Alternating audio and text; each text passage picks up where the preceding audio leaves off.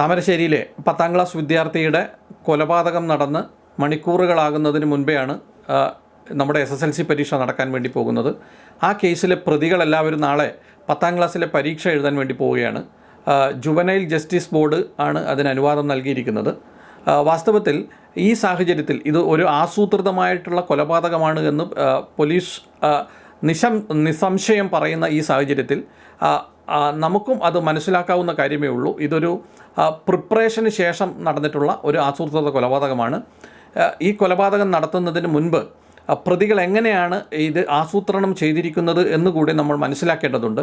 ഇതിനകത്ത് പ്രതികൾ ഒരു ഇൻസ്റ്റാഗ്രാം ഗ്രൂപ്പ് ഓപ്പൺ ചെയ്തു, അതുപോലെ തന്നെ ഒരു വാട്സപ്പ് ഗ്രൂപ്പ് ഓപ്പൺ ചെയ്തു. ആ ഗ്രൂപ്പിനകത്ത് പ്രതികൾ ഈ കൊലപാതകത്തെക്കുറിച്ച് ഡിസ്കസ് ചെയ്യുന്നുണ്ട്. ഇയാളെ ആക്രമിക്കുന്നതിനെക്കുറിച്ച് അയാളെ വെല്ലുവിളിക്കുന്നു, അയാളെ കൊല്ലും എന്ന് തന്നെ പറയുന്നുണ്ട്. അതുകൂടാതെ അദ്ദേഹത്തിന് മരണം സംഭവിച്ചു കഴിഞ്ഞാൽ രക്ഷപ്പെടാൻ എന്തൊക്കെയാണ് വഴികൾ എന്ന് ചർച്ച ചെയ്യുന്നുണ്ട്. അതുകൂടാതെ അവർ ആയുധം, നഞ്ചക്ക്, അതുപോലെ ഇടിക്കട്ട തുടങ്ങിയ ആയുധങ്ങൾ ഉപയോഗിക്കുന്നതിനെക്കുറിച്ച് ചർച്ച ചെയ്യുന്നുണ്ട്. ഈ സാഹചര്യത്തിലൊക്കെ നമുക്ക് മനസ്സിലാക്കാവുന്ന ഒരു കാര്യം ഇത് ഒരു ആസൂത്രിതമായിട്ടുള്ള ഒരു കൊലപാതകം എന്ന് തന്നെയാണ്. അതുകൊണ്ട് തന്നെ ഇത് സാധാരണഗതിയിൽ ഇതൊരു ഗ്രേവ് ആൻഡ് സഡൻ പ്രൊവോക്കേഷൻ്റെ ഭാഗമായിട്ടുള്ള ഒരു കൊലപാതകമായിരുന്നെങ്കിൽ ഒരുപക്ഷെ ചില ഔദാര്യങ്ങളൊക്കെ പ്രതികൾക്ക് വേണമെങ്കിൽ വിദ്യാർത്ഥികൾ എന്നുള്ള നിലയിൽ നൽകാവുന്നതാണ്. ഈ കൊലപാതകത്തിനകത്ത് വാസ്തവത്തിൽ ഒരു ഔദാര്യവും പ്രതികൾക്ക് നൽകേണ്ടതില്ല. കാരണം പ്രതികൾക്കറിയാം ഇയാളെ ആക്രമിച്ചു കഴിഞ്ഞാൽ ഇയാൾ കൊല്ലപ്പെടാനുള്ള സാധ്യതയുണ്ട്. അതുകൊണ്ട് തന്നെയാണ് പ്രതികൾ പറയുന്നത് എങ്ങനെയാണ് നമുക്ക് ഈ കൊലപാതകത്തിൽ നിന്ന് മരണം സംഭവിച്ചാൽ എങ്ങനെയാണ് രക്ഷപ്പെടേണ്ടത് എന്ന് ചർച്ച ചെയ്യുന്നത് കൊണ്ട് തന്നെ ആ ഒരു സാഹചര്യത്തിൽ കൂടിയാണ് അവർ ചർച്ച ചെയ്യുന്നത്. നമ്മൾ വിദ്യാർത്ഥികളായതുകൊണ്ട്, മൈനേഴ്സ് ആയതുകൊണ്ട് ഞങ്ങൾക്ക് ഈ കേസിനകത്ത് നിന്ന് രക്ഷപ്പെടാനുള്ള ആനുകൂല്യങ്ങൾ ലഭിക്കും. അതുകൂടാതെ SSLC പരീക്ഷ നടക്കുന്ന സാഹചര്യമായതിനാൽ നിയമത്തിൻ്റെ വഴിയിൽ നിന്നും നമുക്ക് രക്ഷപ്പെടാൻ സാധിക്കും. അതിൽ നിന്നുള്ള എല്ലാ ഔദാര്യങ്ങളും ഞങ്ങൾക്ക് ലഭിക്കും എന്ന് തന്നെയാണ് പ്രതികൾ ഈ ഗ്രൂപ്പിലൂടെയുള്ള പരസ്പര സന്ദേശ കൈമാറ്റത്തിലൂടെ പറയുന്നത്. വാസ്തവത്തിൽ അതുതന്നെയാണ് സംഭവിച്ചത്. ഈ പരീക്ഷ എഴുതാനുള്ള ഒരു ഔദാര്യം ജുവനൈൽ ജസ്റ്റിസ് ബോർഡ് നൽകുമ്പോൾ ആ പ്രതികൾ ആഗ്രഹിച്ചതുപോലെ തന്നെയാണ് വാസ്തവത്തിൽ അവർക്ക് ഈ നിയമത്തിൻ്റെ ഒരു സംരക്ഷണം ലഭിക്കുന്നത്. വാസ്തവത്തിൽ അത് ലഭിക്കുന്നതിനുള്ള യാതൊരുവിധ അർഹതയും ഈ കേസിലെ പ്രതികൾക്ക് ഇല്ല എന്നുള്ളത് തന്നെയാണ്. അതുകൊണ്ട് തന്നെ ഈ കേസിലെ പ്രതികളെ വാസ്തവത്തിൽ പരീക്ഷ എഴുതാൻ അനുവദിക്കേണ്ടതില്ല. കാരണം അത് സമൂഹത്തിന് തെറ്റായ സന്ദേശം നൽകും. കാരണം നമ്മുടെ കൗമാരക്കാർ പലരും പല വിധത്തിലുള്ള, നമ്മൾ ഇതുവരെ കണ്ടിട്ടില്ലാത്ത വിധത്തിലുള്ള കുറ്റകൃത്യങ്ങളിൽ ഏർപ്പെടുന്ന ഒരു കാലഘട്ടത്തിലേക്കാണ് നമ്മൾ പോയിക്കൊണ്ടിരിക്കുന്നത്. നമ്മൾ ഈ കഴിഞ്ഞ ഒരു മാസം അല്ലെങ്കിൽ ഈ പുതുവർഷം, ഈ 2025 ജനുവരി മാസം തന്നെ നമ്മൾ ഫെബ്രുവരി മാസം ആയപ്പോഴത്തേക്ക് നിരവധി കൊലപാതകങ്ങളിൽ കൗമാരക്കാർ പ്രതികളാവുന്നത് നമ്മൾ കണ്ടു. അത് പലപ്പോഴും നമ്മൾ മദ്യത്തെയും മയക്കുമരുന്നിനെയും മറ്റ് സൈക്കോട്രിക് സബ്സിസ്റ്റൻസിനെയും ഒക്കെ കുറ്റപ്പെടുത്തുന്നതാണ് നമ്മൾ കാണുന്നത്. വാസ്തവത്തിൽ അതുമാത്രമല്ല കാരണങ്ങൾ.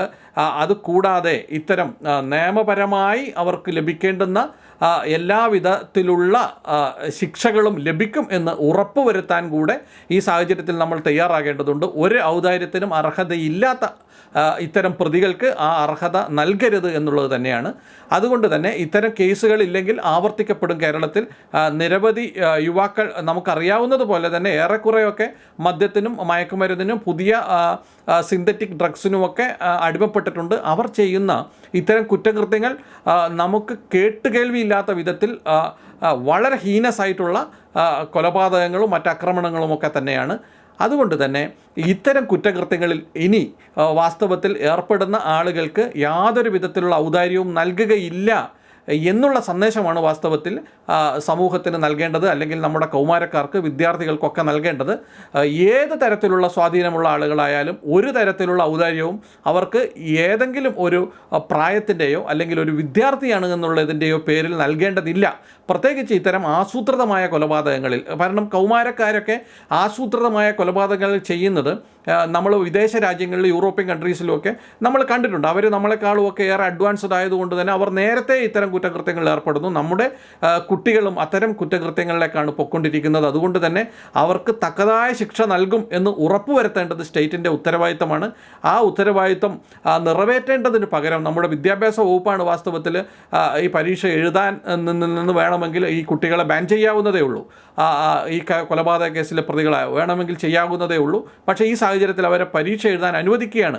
അവർ യാതൊരു വിധത്തിലുള്ള ഔദാര്യവും അർഹിക്കുന്നില്ല. ജുവനൈൽ ജസ്റ്റിസിൻ്റെ ബോർഡിൻ്റെ തീരുമാനവും തെറ്റാണ് എന്നാണ് എൻ്റെ അഭിപ്രായം. കാരണം ആ ബോർഡിൻ്റെ തീരുമാനം ചാലഞ്ച് ചെയ്യപ്പെടും, ബഹുമാനപ്പെട്ട ഹൈക്കോടതിയിൽ ചാലഞ്ച് ചെയ്യപ്പെടേണ്ടതാണ് വാസ്തവത്തിൽ.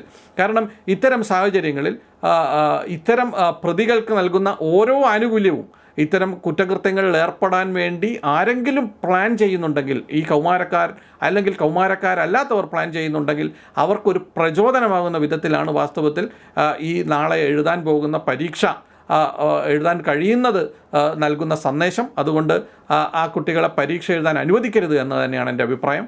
അതുകൂടാതെ ഇത്തരം കുറ്റകൃത്യങ്ങളിൽ ഏർപ്പെടുന്ന ആളുകൾക്ക്, കുറ്റകൃത്യങ്ങളിൽ ഇനിയും ഏർപ്പെടാൻ സാധ്യതയുള്ള ആളുകൾക്ക് പൊതുസമൂഹത്തിന് ഒരു വലിയ സന്ദേശം തന്നെ നൽകാനുള്ള ഉത്തരവാദിത്വം സ്റ്റേറ്റ് ഗവൺമെൻറ്റിനുണ്ട്. അത് നൽകേണ്ടതാണ് വാസ്തവത്തിൽ. അല്ലെങ്കിൽ നമ്മുടെ കൗമാരക്കാർ, നമ്മുടെ കുട്ടികൾ നമ്മൾ ഉദ്ദേശിക്കുന്നതിൻ്റെ അപ്പുറം മദ്യം, മയക്കുമരുന്ന് എന്നതിനേക്കാളൊക്കെ ഉപരി വലിയ കേസുകളിൽ പ്രതികളാകാനും നമ്മുടെ ജയിലുകളിലാകാനും നമ്മുടെ ഭാവിയുടെ വാഗ്ദാനങ്ങളായി നമ്മൾ വളർത്തിക്കൊണ്ടുവരുന്ന നമ്മുടെ അടുത്ത തലമുറ വാസ്തവത്തിൽ ഇത്തരം കേസുകളിലെ പ്രതികളായി ജീവിതം നശിപ്പിക്കുന്നതും നമുക്ക് കാണേണ്ടി വരും. നമുക്കറിയാം, ഈ നാളെ ഇവരോടൊപ്പം തന്നെ പരീക്ഷ എഴുതേണ്ടുന്ന ഷഹബാസ് ഇഹലോകവാസം വെടിഞ്ഞു. ആ കേസിലെ പ്രതികൾ നാളെ പരീക്ഷ എഴുതുന്നു. അവർക്കൊരു പക്ഷേ നാളെ ഒരു ശോഭനമായ ഭാവി പോലും ഉണ്ടായേക്കും എന്ന് നമ്മൾ ഭയക്കേണ്ടിയിരിക്കുന്നു. കാരണം അവർക്ക് അങ്ങനെ ഒരു ശോഭനമായ ഭാവിക്കുള്ള യാതൊരു വിധത്തിലുള്ള അർഹതയും ഈ സാഹചര്യത്തിൽ അവർക്ക് ഇല്ല. കാരണം അവർ ഒരു വലിയ തെറ്റാണ് ഇപ്പോൾ ചെയ്തിരിക്കുന്നത്. ആ തെറ്റ് തിരുത്തി ഒന്ന് റിഫോം ചെയ്തു വന്നതിന് ശേഷം മാത്രമേ പൊതുസമൂഹത്തിൽ അവർക്ക് വേണ്ടുന്ന അംഗീകാരവും സംരക്ഷണവും ഒക്കെ നൽകേണ്ടതുള്ളൂ. ഈ സാഹചര്യത്തിൽ നൽകേണ്ടതില്ല. കാരണം നമ്മുടെ പണിഷ്മെൻറ്റ് തിയറി റെഫർമേറ്റീവ് ആയതുകൊണ്ട് തന്നെ ഭാവിയിൽ ഈ പറഞ്ഞ സൗകര്യങ്ങളും ഔദാര്യങ്ങളും ഒക്കെ കൊടുക്കാം. പക്ഷേ ഈ സാഹചര്യത്തിൽ തന്നെ അറ്റ് ദ വെരി ഔട്ട്സെറ്റ് അവർക്ക് എല്ലാവിധത്തിലുള്ള ഔദാര്യങ്ങളും നൽകുമ്പോൾ തീർത്തും ഒരു തെറ്റായ സന്ദേശമാണ് ഇതിലൂടെ നൽകപ്പെടുന്നത്. അതുകൊണ്ട് തന്നെ ഷഹബാസിന് നീതി ലഭിക്കുക എന്നുള്ളതാണ് വാസ്തവത്തിൽ ഇതിനകത്ത് നമ്മളിപ്പോൾ ഫോക്കസ് ചെയ്യേണ്ട കാര്യം. കാരണം ഷഹബാസിൻ്റെ പിതാവ്, മാതാവ്, കുടുംബം 15 വർഷത്തോളം തങ്ങളുടെ മകനെ അവർ പഠിപ്പിച്ചു വളർത്തി. അവൻ നാളെ പരീക്ഷ എഴുതാൻ പോകുന്നത് കാത്തിരിക്കുന്നു. പരീക്ഷ എഴുതി അത് കഴിഞ്ഞ് അവൻ അത് വിജയിക്കുന്നത് കാത്തിരിക്കുന്ന ഒരു സമൂഹവും ഒരു കുടുംബവുമുണ്ട്. ആ കുടുംബത്തിന് വാസ്തവത്തിൽ നീതി ലഭിക്കേണ്ടതുണ്ട്.